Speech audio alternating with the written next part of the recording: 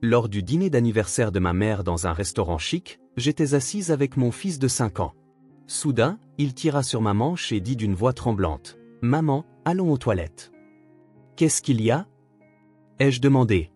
Les larmes aux yeux, il chuchota : « Ne regarde pas, sous la chaise. » J'ai baissé lentement les yeux et vu. J'ai pris la main de mon fils et me suis levé en silence. Avant de commencer l'histoire, n'oubliez pas de laisser un like et de vous abonner à la chaîne pour voir plus d'histoires comme celle-ci. Le soleil matinal de San Diego, en Californie, illuminait doucement la fenêtre de la cuisine de l'appartement de Lisa Anderson. D'un geste assuré, elle préparait le petit déjeuner pour son fils, Ethan. Le pain grillé était toujours fait avec du pain sans arachide, et elle vérifiait 2 fois la liste des ingrédients sur le pot de confiture. Son fils de 5 ans souffrait d'une grave allergie aux arachides, et les journées de Lisa commençaient invariablement par un souci méticuleux du détail. « Maman, on va faire des biscuits à la maternelle aujourd'hui », annonça joyeusement Ethan, tenant un petit verre de jus d'orange dans ses petites mains. Lisa organisa instantanément sa liste de contrôle mental, contacter l'enseignante, préparer les ingrédients spéciaux, vérifier les pipennes. Son travail d'agent immobilier la tenait très occupée, mais elle ne ferait jamais de compromis quand il s'agissait de la sécurité de son fils. « C'est merveilleux, mon chéri, mais peux-tu me promettre que tu ne toucheras à rien d'autre que les ingrédients pour biscuits que maman prépare pour toi ? » « Bien sûr. Je suis très fort pour tenir mes promesses, » déclara Ethan en bombant fièrement le torse. Après le petit déjeuner, Lisa mit les pipennes dans le petit sac à dos de son fils et vérifia la date d'expiration du médicament. C'était comme un rituel matinal, mais ce petit injecteur était la dernière ligne de défense protégeant la vie de son fils. « Ethan, si tu as mal au ventre ou si ta gorge te gratte, dis-le tout de suite à ta maîtresse, d'accord ? » « Je sais, maman. Je le dirai à la maîtresse. Et j'ai aussi mon médicament, alors tout ira bien. » Sentant son fils grandir, Lisa le déposa à la maternelle. Sur le chemin du retour, son téléphone portable sonna. C'était sa mère, Margaret. « Lisa, bonjour. Es-tu libre samedi prochain ? » ? « Qu'y a-t-il, maman ? » ? « Tu te souviens de mon anniversaire, n'est-ce pas ? J'aimerais beaucoup fêter ça avec toute la famille. » Lisa sourit. Sa mère était une personne méthodique qui tenait aux traditions. Célébrer chaque anniversaire en famille était devenu une coutume précieuse. « Bien sûr que je m'en souviens. Amanda a fait une réservation au Liardan, ce charmant restaurant français. David vient aussi. » Sa sœur, Amanda, travaillait comme directrice marketing. Elle était mariée à David depuis 3 ans. Amanda réussissait aussi bien sur le plan professionnel que personnel, faisant toujours la fierté et la joie de la famille. Amanda vient aussi. Ça fait si longtemps. Nous avons toutes les deux été si occupées ces derniers temps que nous n'avons pas beaucoup pu nous voir. C'est vrai. Elle a l'air très fatiguée ces derniers temps. Mais passons tous un merveilleux moment ensemble. Lisa ressentit une légère inquiétude aux paroles de sa mère. Elle et Amanda étaient proches depuis l'enfance, plutôt des meilleures amies que des sœurs. Elle avait pensé que leur récent manque de contact était simplement dû à leurs emplois du temps chargés. « Est-ce que je peux amener Ethan ? » ? Bien sûr. La fête ne serait pas complète sans ce petit. La voix de Margaret était chaleureuse. Lisa se sentit soulagée. Sa mère comprenait les allergies d'Ethan et était toujours prévenante. Les réunions de famille avaient lieu environ 1 fois par mois. Et même si chacun menait une vie bien remplie, ils chérissaient ces moments passés ensemble. Je comprends. Je vais devoir contacter le restaurant à l'avance. Amanda l'a déjà mentionné quand elle a fait la réservation. Elle est si attentionnée, elle s'occupe de tous les détails. Après avoir raccroché, Lisa fut touchée par l'attention de sa sœur et se réjouit à l'idée de ce dîner de famille après si longtemps. Ethan adorait sa grand-mère et était toujours excité par ces rassemblements. Dans la voiture en direction du bureau, Lisa organisa mentalement son emploi du temps pour la semaine à venir. Elle choisirait un cadeau pour sa mère, déciderait de la tenue d'Ethan et appellerait le restaurant à nouveau, juste pour être sûre. Sentant le lien familial, Lisa imagina l'agréable soirée qui l'attendait dans 1 semaine. Au début de la semaine, Lisa passa du temps à choisir un cadeau d'anniversaire pour sa mère. Margaret avait tendance à préférer les choses pratiques. En se promenant dans le grand magasin haut de gamme du centre-ville de San Diego, Lisa se souvint du collier de perles que sa mère chérissait depuis des années. Si elle pouvait trouver des boucles d'oreilles assorties, sa mère serait certainement ravie. Au comptoir des bijoux, Lisa choisit d'élégantes boucles d'oreilles en perles avec l'aide d'une vendeuse. Les perles avaient un ton chaud qui compléterait le teint de sa mère, avec un design simple mais sophistiqué. Le prix était un peu au-dessus de son budget, mais elle décida de les acheter en signe de gratitude envers sa mère. « Maman, moi aussi je veux offrir un cadeau », dit Ethan d'un air sérieux en rentrant de la maternelle. « C'est gentil, mon cœur. Qu'est-ce que tu penses que mamie aime ? » Des dessins de fleurs. Je vais dessiner les roses du jardin de mamie. Le cœur de Lisa fut réchauffé par la gentillesse de son fils. Margaret était en effet une passionnée de jardinage, en particulier de la culture des roses. Ethan se mit au travail avec ferveur, utilisant des crayons de cire et de couleur pour dessiner soigneusement une rose rouge. La vue de ses petites mains coloriant méticuleusement donna à Lisa l'envie de prendre une photo. « C'est magnifique. Mamie va être si heureuse. » « Vraiment ? Je vais faire de mon mieux pour que ce soit le plus beau des dessins. » Concernant le restaurant, Lisa procéda avec prudence à la confirmation. Le Liardan était un restaurant français haut de gamme très réputé à San Diego, que Lisa avait déjà visité une fois. Il était connu pour son impressionnante architecture en pierre et sa belle décoration intérieure. Un directeur poli répondit au téléphone. « Bonjour, je suis Madame Anderson. J'appelle au sujet de notre réservation pour samedi à 19 h. J'aimerais confirmer quelque chose. » « Certainement. En quoi puis-je vous aider ? Mon fils de 5 ans sera des nôtres, et il a une grave allergie aux arachides.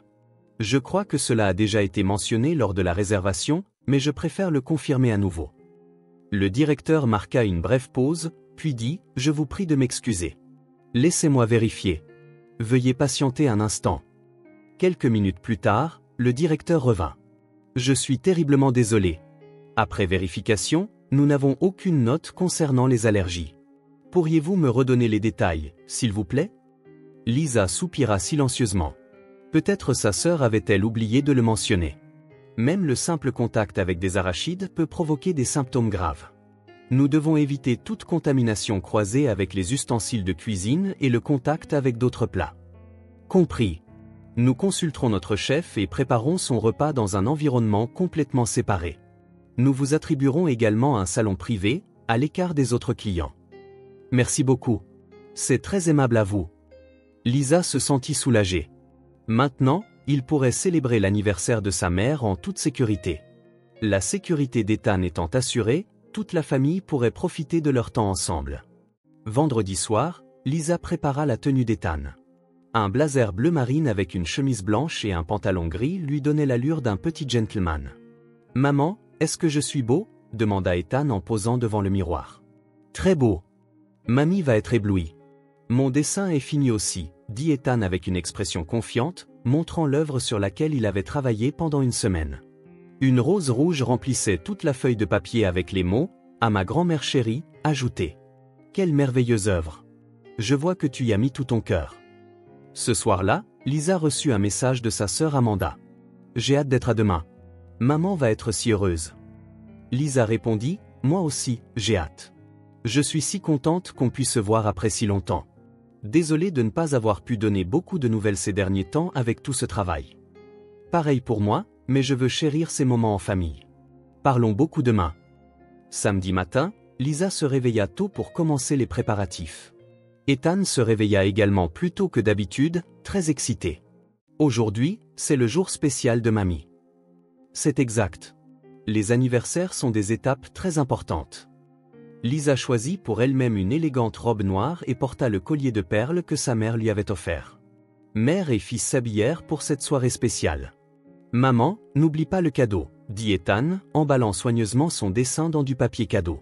« Bien sûr, avec ton joli dessin et mes boucles d'oreilles, mamie sera ravie. » À l'approche du soir, Lisa se rendit en voiture au restaurant. Ethan était assis sur le siège arrière, quelque peu agité, un mélange de nervosité et d'impatience. « Maman, est-ce que je pourrai manger correctement ? » « Tout ira bien.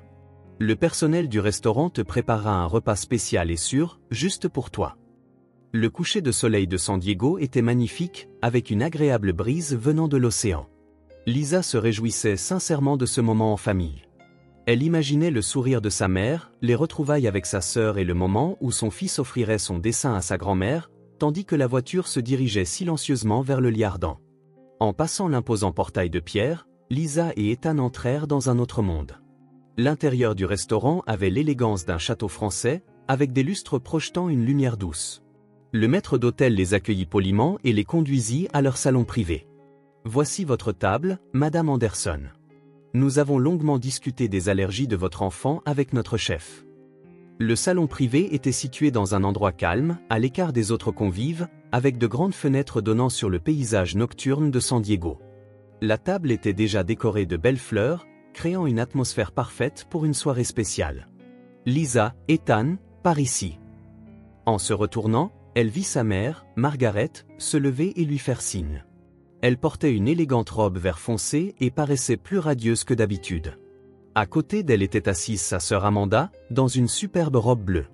Le mari d'Amanda, David, se leva pour les saluer. « Maman, joyeux anniversaire !» Lisa serra sa mère dans ses bras et l'embrassa sur la joue. « Merci, Lisa. Et Ethan, tu es si beau. » Margaret étreignit doucement son petit-fils. « Joyeux anniversaire, mamie. J'ai un cadeau pour toi. » Ethan tendit soigneusement le dessin emballé. « Oh, merci. Je l'ouvrirai plus tard pour bien en profiter. » Amanda se leva et serra Lisa dans ses bras. « Ça fait si longtemps. Comment vas-tu? » « Très bien, merci. Tu es toujours aussi belle, Amanda. » « Merci.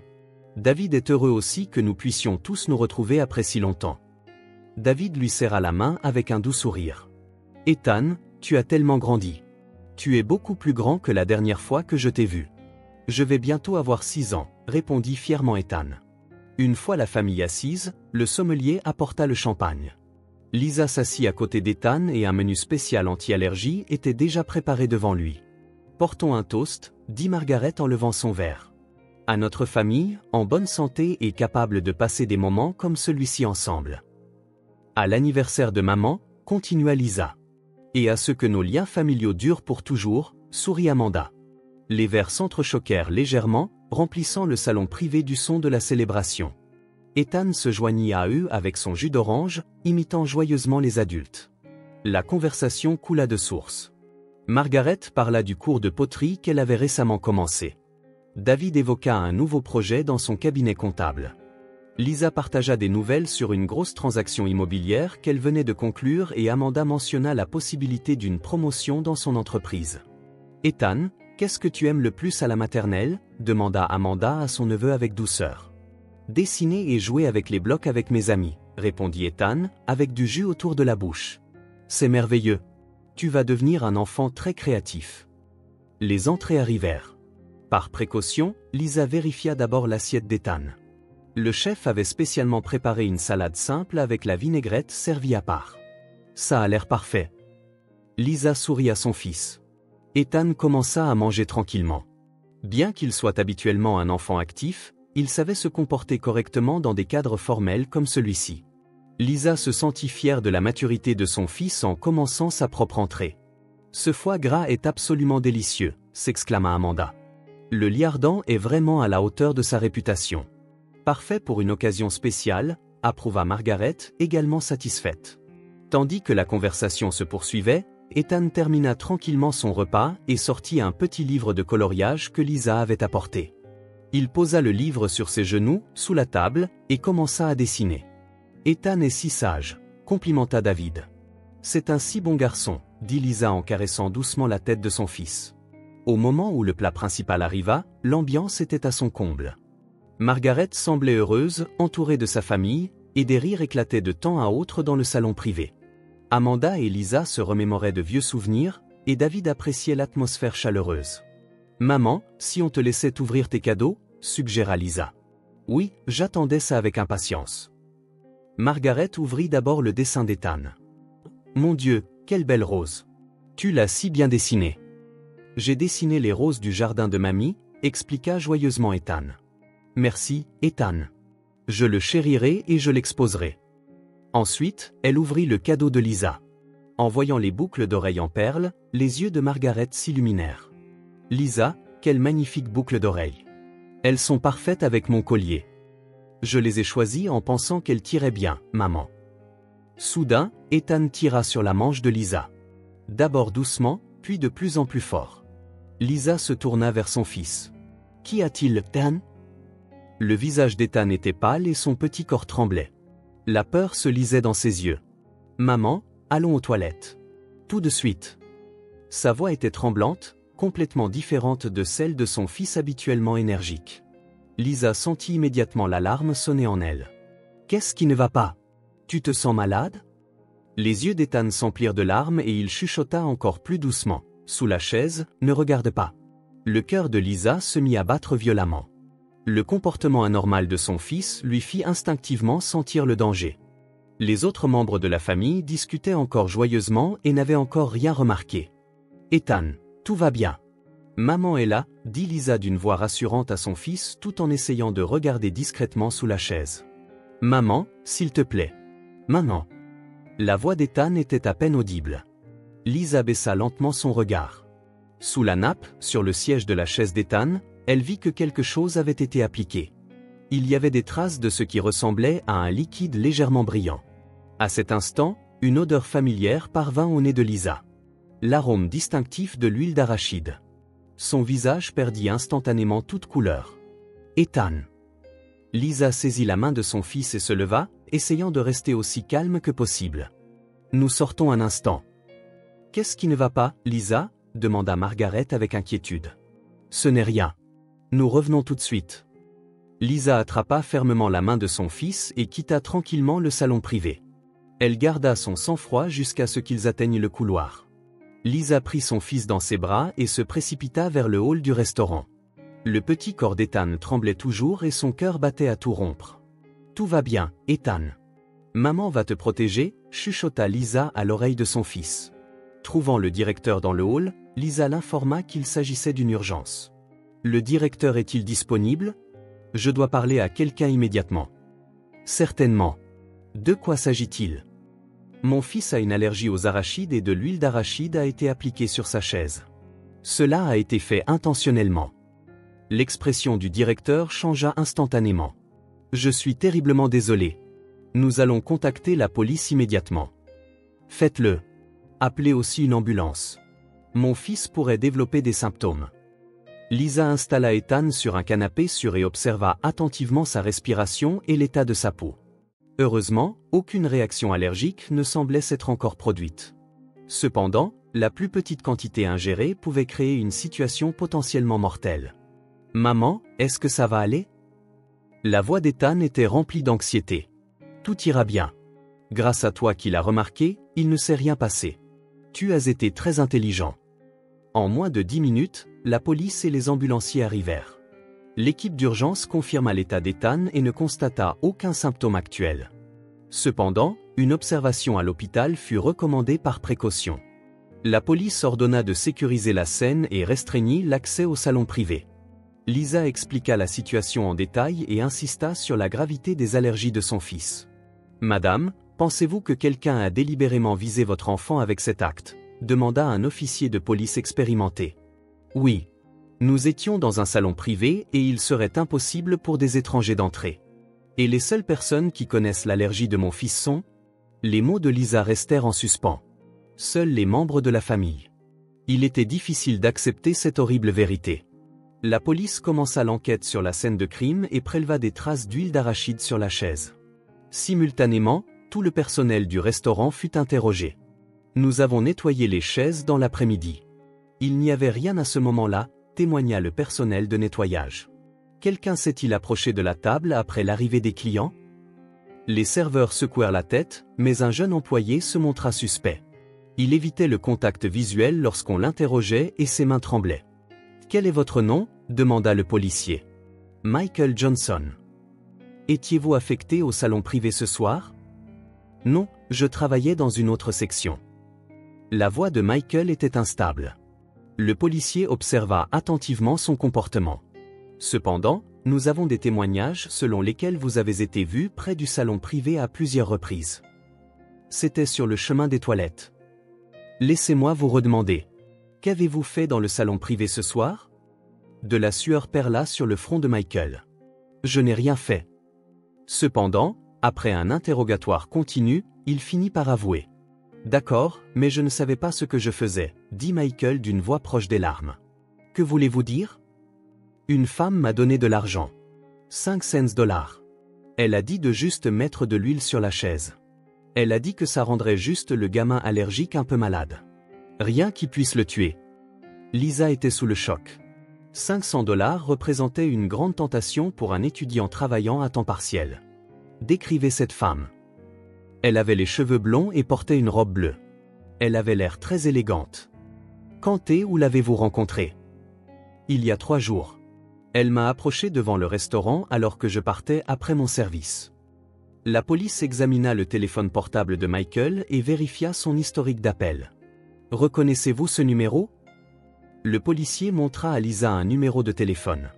Lisa répondit d'une voix tremblante, « C'est le numéro de ma sœur. » Dans le salon privé, la famille attendait toujours. Quand un policier dit qu'il voulait parler à Amanda, son teint changea. « Pourquoi moi? Ce doit être une erreur. » Amanda Davis, vous avez le droit de garder le silence. Le policier commença à lui lire ses droits et Amanda paniqua. « Attendez, c'est un malentendu.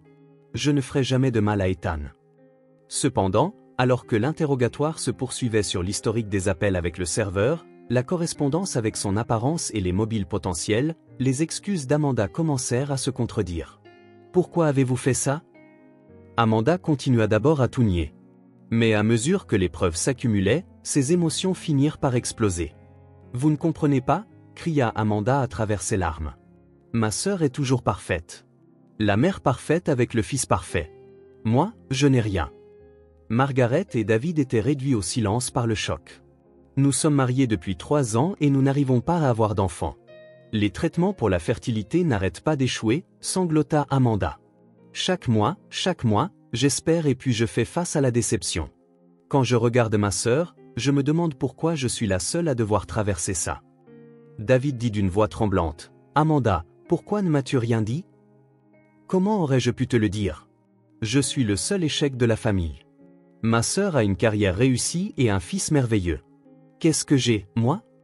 Ce n'est pas une raison pour faire du mal à Ethan, dit Margaret d'une voix tremblante.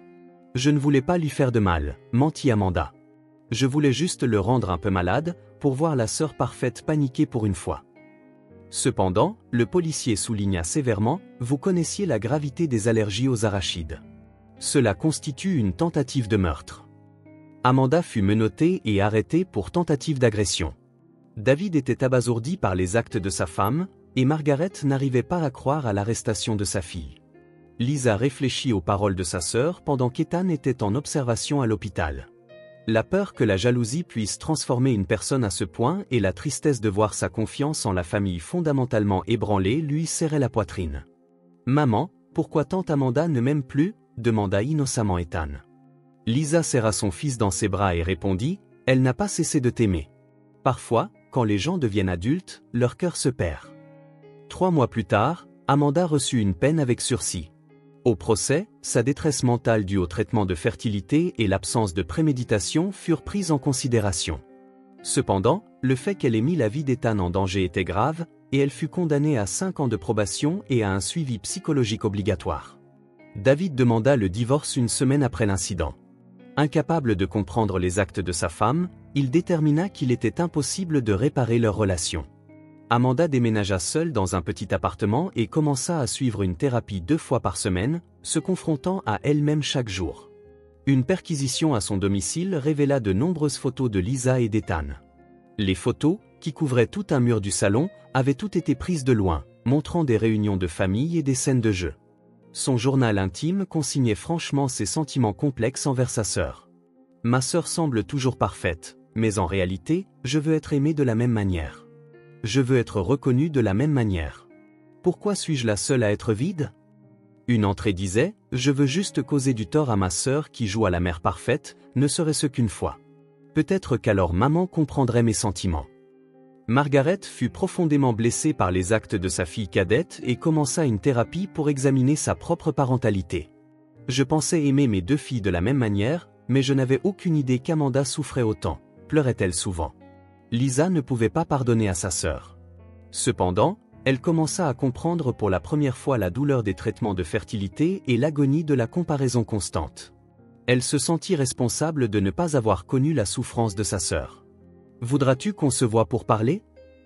Une lettre d'Amanda arriva 2 mois après la sentence. Après beaucoup d'hésitations et de consultations avec sa mère, Lisa décida d'accepter. Les sœurs qui se retrouvèrent dans le cabinet du conseiller avaient toutes les deux changé. Amanda paraissait maigre et fatiguée, mais son agressivité d'antan avait disparu. « Je suis vraiment désolée », s'excusa Amanda en larmes. « Si Ethan avait été blessé, je ne me le serais jamais pardonné. »« Pourquoi ne nous as-tu pas parlé des traitements de fertilité ? Tu aurais pu nous en parler. » L'orgueil m'en a empêché. Je ne voulais pas montrer de faiblesse à ma sœur parfaite. Mais je comprends maintenant que c'était juste ma propre supposition. Lisa avait des sentiments mitigés. Elle avait besoin de temps pour pardonner à sa sœur, mais elle pouvait comprendre sa souffrance. « Je ne suis pas parfaite non plus, Amanda. Je m'inquiète pour Ethan tous les jours. Je m'épuise à essayer d'équilibrer le travail et son éducation, mais je n'ai jamais blâmé personne d'autre pour ça. Je sais que j'ai eu tort. » 1 an plus tard, Ethan se souvenait à peine de l'incident. Il disait parfois à sa mère, « Tante Amanda a attrapé un rhume dans son cœur, n'est-ce pas ?» Lisa fut sauvée par l'innocence de son fils. Margaret commença à rendre visite régulièrement à Amanda. En observant le rétablissement de sa fille, elle réfléchit profondément aux liens familiaux. Même avec des liens de sang, se faire du mal est impardonnable. Mais cela ne signifie pas non plus qu'on peut abandonner sa famille. Lisa se mit à chérir encore plus le temps passé avec son fils. Elle comprit que la vraie famille se construit en souhaitant sincèrement le bonheur des autres et en respectant les limites de chacun. Plutôt que de tenir les liens du sang pour acquis et d'essayer de se contrôler les uns les autres, elle apprit l'importance de se respecter en tant qu'individu. Regardant l'océan de San Diego, Lisa pensa à la façon dont la structure de leur famille avait changé, mais ce qui était vraiment important n'avait pas été perdu, le sourire d'Ethan, l'amour de sa mère et les nouvelles relations construites en surmontant les épreuves. Le chemin à parcourir en tant que famille serait peut-être difficile, mais les vrais liens étaient quelque chose qui se développait avec le temps.